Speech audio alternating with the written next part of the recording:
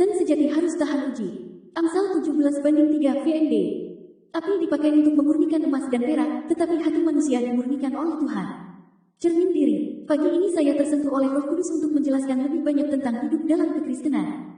Bacaan Alkitab terambil dari Amsal 17 ayat 3 dengan jelas memberitahu kita apa yang harus dinantikan oleh kita sebagai anak Tuhan. Dengan kata lain, dikatakan bahwa sama seperti emas dan perak diuji dengan api untuk membuktikan kualitas dan nilainya, hati orang Kristen yang memiliki iman maka memiliki kemampuan untuk percaya dan menaati Tuhan saat diuji dengan cara yang tidak terbatas.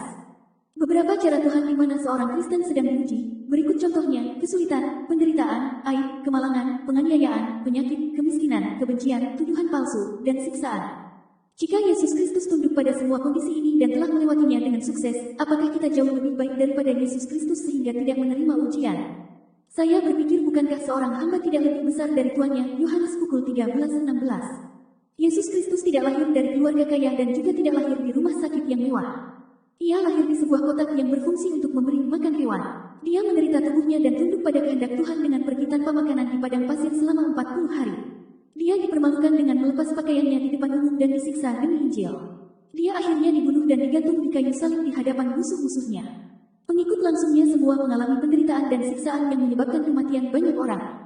Dengan mengingat semua ini, roh saya meneteskan air mata ketika saya mendengar orang-orang Kristen hari ini berteriak bahwa penderitaan, kesulitan, dan pencobaan bukanlah milik mereka dalam nama Yesus Kristus yang perkasa. Kitab suci mengatakan dalam 1 Tesalonika pukul 5:18 bahwa kita sebagai orang Kristen harus menghidupi kehidupan yang bersyukur kepada Tuhan dalam setiap situasi yang kita hadapi karena itu adalah kehendak kudusnya. Dapatkan saya dengan baik, itu tidak mengatakan bahwa kita harus berterima kasih kepada Tuhan hanya ketika segala sesuatunya berjalan dengan baik, melainkan kita harus menggandakan pujian dan penyembahan ketika segala sesuatunya tidak berjalan dengan baik bagi kita.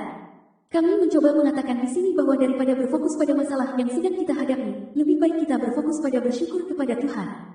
Dan karena Tuhan tahu keinginan hati kita dan apa yang terbaik untuk kita, Dia pasti akan membantu kita.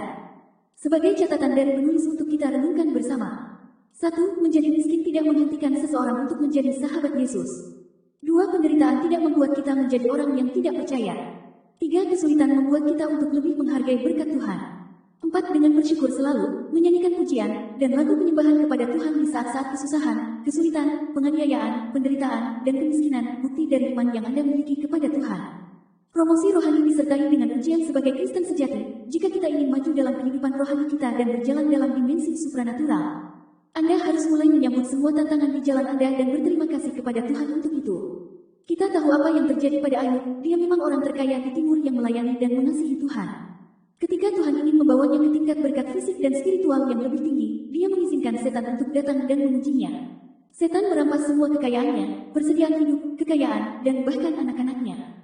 Namun ini tidak menghilangkan cinta Tuhan dari hatinya juga tidak memberinya alasan untuk mengutuk Tuhan seperti yang perintahkan istrinya. Ayub tetap setia bahkan saat setan sedang mengujinya dengan cara menyerang tubuhnya dengan penyakit borongdo sekujur tubuhnya. Ketika kita terseret ke dalam konfrontasi dengan keinginan dan ambisi tubuh kita tidak boleh selalu mengatakan bahwa kita diuji oleh Tuhan karena Tuhan sendiri tidak menguji kita. Yang Dia inginkan dari kita adalah kemampuan kita untuk mengatasi kelemahan tubuh kita saat melakukan pekerjaannya. Situasi berbeda yang kita hadapi sebagai orang Kristen tidak dimaksudkan untuk menyakiti kita, melainkan dimaksudkan untuk meningkatkan level kita. Saudara dapat kuat melewati ujian dalam kekristenan dengan merendam diri saudara dalam firman Tuhan, dengan secara teratur datang ke hadirat-Nya mendatangkan belas kasihan dan pembaharuan seperti yang dialami para rasul Yesus Kristus. Kisah para Rasul 2 ayat 4. Doa. Bapa Surgawi, kami datang ke hadirat kudus-Mu, melalui Yesus Kristus penebus kami memohon padamu untuk membuat kami tetap teguh dalam menghadapi semua pencobaan yang datang dalam kehidupan kami.